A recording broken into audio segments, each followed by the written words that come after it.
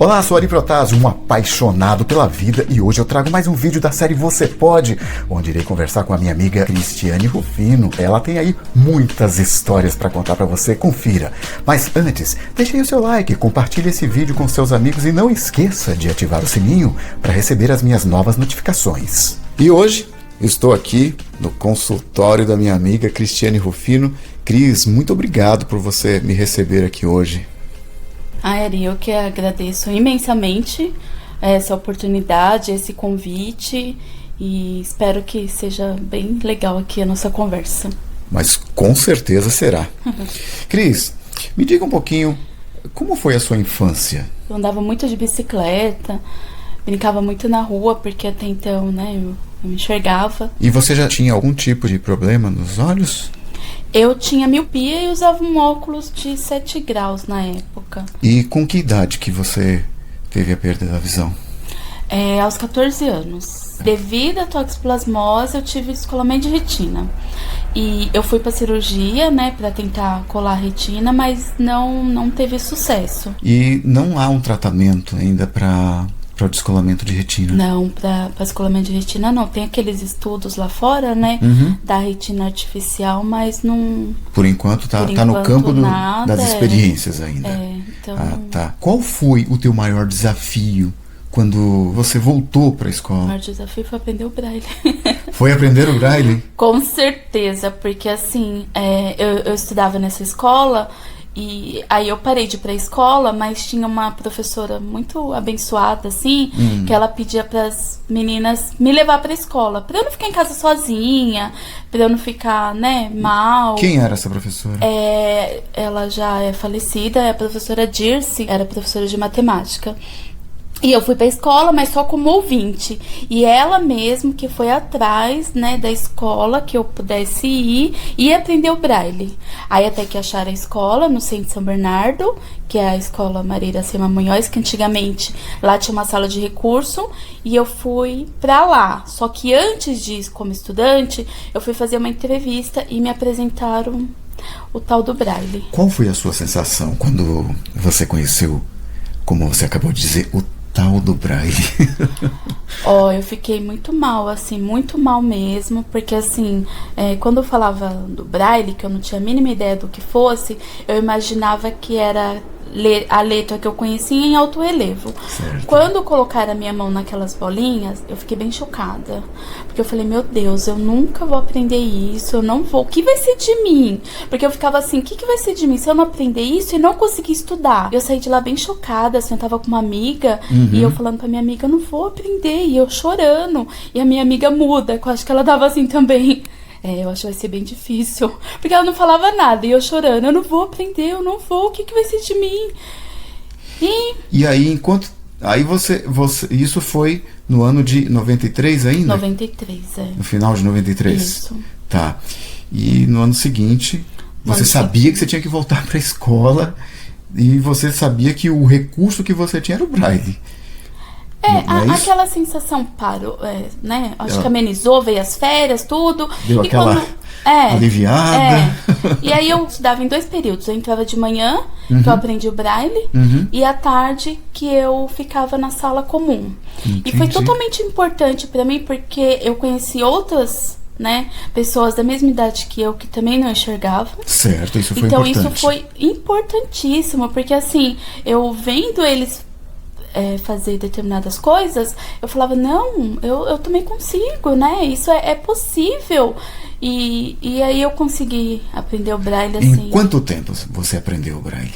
Eu aprendi em 3 meses. Todos os dias eu tinha aula e assim, eu treinava em casa. E como eu tava estudando, então eu era assim, diríamos, meio pressionada pra aprender logo.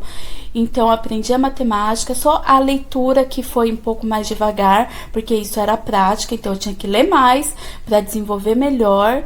Então assim, eu passei e ganhei e consegui. Cris, nessa época você teve mais um grande desafio a ter que enfrentar. E eu queria que você falasse um pouco sobre esse desafio. Dá até um friozinho na barriga quando você fala esse desafio, que seria o andar sozinho, seria a aceitação da bengala. Eu acho que esse foi o segundo desafio da minha vida, assim. Eu demorei coisa de, sei lá, 3, 4 anos, porque eu tinha minhas amigas.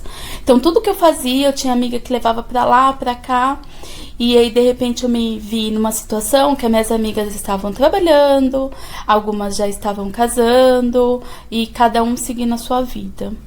E eu não. E aí eu começava a me questionar muito. Peraí, eu tenho que fazer alguma coisa. Só que a questão da bengala, por mais, né, que às vezes a gente fala assim, eu tenho medo, e eu vejo que a minha situação não era medo. A minha situação era vergonha mesmo de assumir para a sociedade que eu era cega. Por mais que já era 4 anos ali, né, 5, mas assumir. Usar a bengala seria gritar para a sociedade, eu sou cega, eu sou pessoa com deficiência. E você, quando começou a fazer o curso de mobilidade, você meio que dava uma sacaneada na professora, Eu não é dava isso? uns perdidos. O que você fazia? Eu ia pra aula e aí a gente tinha aula externa e aula interna. Aula interna e aula externa. A aula interna eu sempre ia, né? Que era andar na escola, ficar por ali. Aí quando era aula externa eu faltava. Aí quando eu ia, de novo aula interna. Aí eu acho que ela sacou isso. Aí ela me chamou, né? Falou assim, tô percebendo que você tá faltando. Quando a gente vai pra rua, você falta. A gente não dá continuidade no trabalho. E aí ela falou, que você não quer andar de bengala? Você não quer isso? Não, não quero. Então não vou me enganar você, não vou me enganar eu, né? Vamos dar oportunidade para outro aluno. E aí eu não fui. Simplesmente você parou. Eu parei, mas aí quando bateu a necessidade, eu tenho que andar sozinha, peguei minha bengalinha e fui pra rua. Todo aquele processo lento, né? Sim, no começo a minha mãe me levava no ponto, Claro. um amigo esperava, aí de repente um dia o amigo não esperou, eu tive que ir sozinha. Entendi. E aí você vai ganhando confiança, né, consigo mesma. Então essa fuga não vale a pena para você que hoje está perdendo a visão. A importância de você aceitar a sua condição de deficiente é tudo para que você tenha sucesso na sua vida, não é isso, Cris? Mas eu penso também assim, né, que eu acho isso bem a questão do tempo, o tempo de cada um. Claro. Né, o tempo de cada um, e principalmente essa questão da bengala, né, casos e casos, porque senão às vezes a gente conta uma história e a pessoa pensa assim, nossa, né, foi fácil, né? Mas não foi. Né? Não foi fácil, né, nada foi fácil, assim, e é bem legal quando a gente acaba conversando sobre isso, voltando ao passado, que você fala assim, nossa, caramba, né, como foi difícil e eu passei. E eu consegui superar, eu passei por essa fase, eu consegui, eu venci. Venci essa etapa, né, vamos se preparar para as próximas agora. Sim, com certeza. Cris, por que você optou pela psicologia? Diríamos que assim, o meu escolher a psicologia foi igual a maioria fala na questão, eu gosto de ouvir a outra pessoa. Então foi isso. Mas eu também tinha dúvida entre nutrição. E aí eu tentei a nutrição, que era um técnico, e eu tentei o vestibular da faculdade. Ok. E aí eu não passei no técnico e consegui passar no vestibular. Então assim, e aí tive bolsa na faculdade também. Então assim, as portas se abriram para mim para psicologia.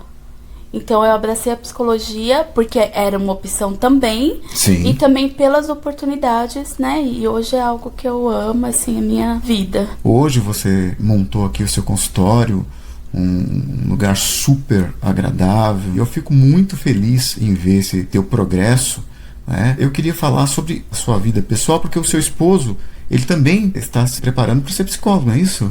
Também, ele também está estudando. Ele também é uma pessoa com deficiência. Que ano que você casou? Casamento, troca de aliança. Calma aí, é um momento lento, deixa eu pensar. 2007. Momento lento é ótimo, né? Você falou que ele é deficiente também. Isso. Deficiente visual. Isso. Vocês têm 2 filhos, a Lívia e o Nicolas, né? A Lívia com quantos anos? A Lívia tem 11 certo. E o Nicolas tem 9. Eu queria que você falasse um pouco da experiência de ser mãe, uma mãe que não enxerga. Quais foram os grandes desafios que você teve que enfrentar por não enxergar? Conta um pouco sobre isso. Mãe é algo assim que eu sempre quis ser, né? Tá. E É difícil no início, principalmente o primeiro filho, na questão do cuidar, na questão você vai se adequando àquela, né, aquela pessoinha, aquela necessidade que você tem que atender. E eu vejo que assim, né, que às vezes as pessoas falam assim, mas não enxergar e criar um filho, como que é isso, né? Eu vejo que é muito o ter um bebê. Eu entendo que não é muito o ver, e é muito o sentir. Então foi isso que eu tive de experiência, tanto na primeira gravidez quanto na segunda. O que contou pra mim foi o sentir. Lógico que você aprende aquelas, né, você tem que saber como troca, como faz isso, faz aquilo. Certo. Mas tudo é o sentir. Você sentir o seu bebê, sentir, entender a necessidade dele. Então assim, é importante enxergar, lógico, né? Só que é aquela coisa assim, o seu bebê também vai atender na sua necessidade. Porque é aquela coisa, eu vejo que a gente entende melhor o choro. O choro pra gente fica mais claro. Eu acho que a gente que não enxerga, por não tá vendo o rostinho, então aquele choro fica mais claro quando é um choro de manha, quando é um choro de dor. A questão sonora, ela é muito importante. Sim. Eu queria que você me dissesse, por você e seu esposo não enxergarem, quais são as dificuldades que vocês enfrentaram, assim que você fala, puxa, isso aqui foi meio complicado, mas acabamos tirando de letra. Era na questão dos remédios. Os remédios. Porque antigamente os remédios não vinham em braille como vem hoje. Entendi. Então o que eu fazia? Assim que eu comprava, eu anotava o remédio. Você fazia tudo? Eu fazia anotação, porque não tinha como você ficar decorando. Em casa era muito remédio, meu Deus. Era bastante. Era bastante. Era Lívia. Aí depois o Nicolas com sinusite, renite, bronquiolite. Meu Deus do céu. Então era muito, era muito remédio.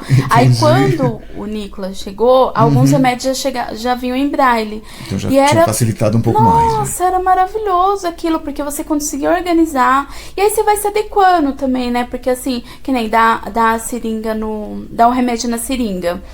Aí, isso uma enfermeira que me ensinou até pra eu fazer o risquinho no cabinho, referente à medida, certo. E puxava a medicação. Então, muita gente via e falava assim, nossa, como você consegue, né, dar remédio na seringa?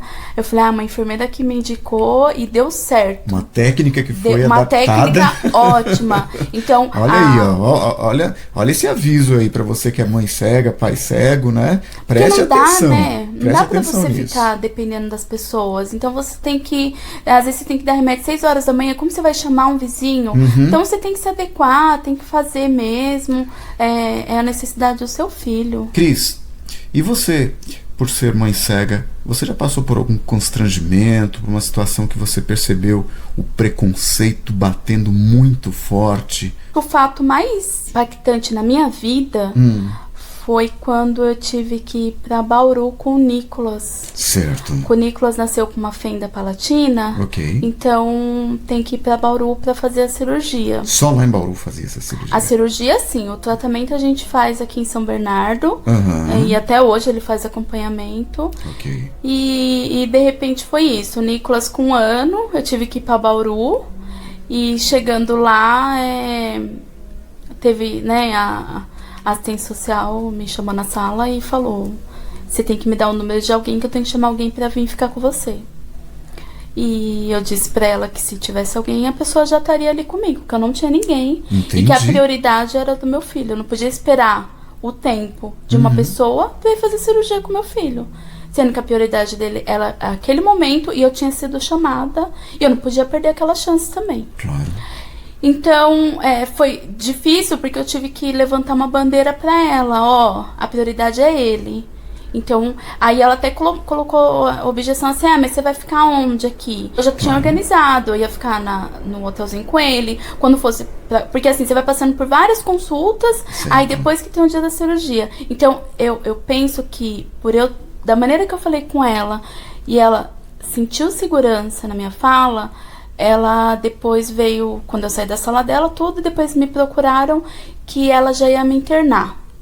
Internar eu e o Nicolas, por quê? Porque eu já ia fazer tudo que tinha que fazer dentro do hospital, não ia precisar ficar circulando de lá pra cá, já ia ficar tudo no hospital. Entendi. E no dia da cirurgia eu já fazia a cirurgia. Então, assim, ela acabou, por mais que ela teve medo, sei lá o que ela sentiu na hora, ela facilitou muito a minha vida depois. E você teve até uma situação que, claro, com a sua permissão, eu narrei no meu livro, uma situação que você viveu com a Lívia também, quando você foi levá-la para fazer uma cirurgia. Conta pra eles. É um absurdo, né? Então, mais um absurdo, que eu acho que vale a pena mostrar o quanto você tem que estar se superando o tempo inteiro, não é? Porque a Lívia, eu acho que ela tinha 7, 8. Uhum. E eu fui levar ela a fazer cirurgia, aí eu tava entrando com a papelada, né, no balcão, e aí a moça vira e fala pra Lívia, você assina aqui? Aí eu, hã? Quê? Eu falei, como é que você tá pedindo pra ela assinar? Tô, porque você não enxerga. Tá, mas ela é de menor. Você tem a noção do que você tá fazendo? Eu sou responsável por ela. Você tem ao menos que perguntar se eu assino. Aí eu acho que ela ficou sem graça, assim. Uhum. E aí peguei e pedi a régua, tudo, e assinei. Mas assim, eu fiquei pasma com a situação daquela. Para ver como é importante as pessoas serem preparadas para atender todos os tipos de público, não é verdade, Cris? Eu acho que além de ser preparada, se você não sabe, você pergunta. Sim, né? Mas isso faz parte do preparo. Não é? Porque quando a pessoa ela é bem preparada, se ela não sabe alguma coisa, ela vai chegar para você e falar, olha, como é que você assina? Né? Como é que a gente pode fazer? Né? Já não há esse transtorno, não é? E hoje, Cris, qual que é o seu grande projeto de vida? Qual é o seu grande sonho? Meu projeto é aqui, né, no consultório, certo. Expandir cada vez mais. Eu venho com uma proposta de trabalho que é atender os pais que tenham filhos com deficiência. Uhum. Então eu tô vindo com esse trabalho de acolher esses pais, de olhar esses pais numa visão psicológica, assim, de saúde mental. Porque a gente vê que tem todo o atendimento para a pessoa com deficiência, seja criança, seja adolescente, e esses pais? Quem acolhe esses pais? Quem, né, orienta esses pais? Quem tenta conhecer a saúde mental desses pais? Então, eu tô vendo com essa proposta de trabalho, montar grupos para ter essa conversa, esse direcionamento. E como é que as pessoas te acham hoje? Eu tenho o Facebook, certo. Que é Cristiane Rufino. Eu tenho o Insta, que aí é como psicóloga Cristiane Rufino. Ok. Eu tenho um blog, que é cristianerufino.home.blog. Cris, eu queria que você deixasse uma mensagem para aquela pessoa que está ali na sua zona de conforto. Com essas histórias que você nos contou, você mostra, não é? Que ficar na zona de conforto não é nada confortável, né? Porque a sua vida para de andar. Então eu queria que você deixasse aí uma mensagem para essas pessoas. Eu diria, Ari, que assim, tudo é um processo da pessoa, do ser humano.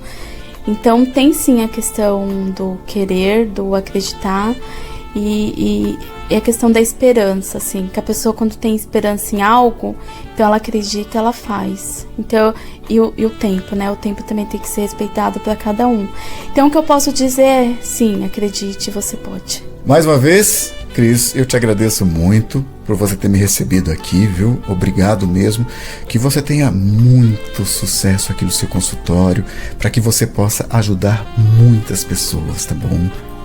Ari, obrigada. E assim, obrigada por esse momento riquíssimo. Eu ter a oportunidade de relembrar minha história. Obrigada mesmo. Acredite, você pode. Que tal ser feliz?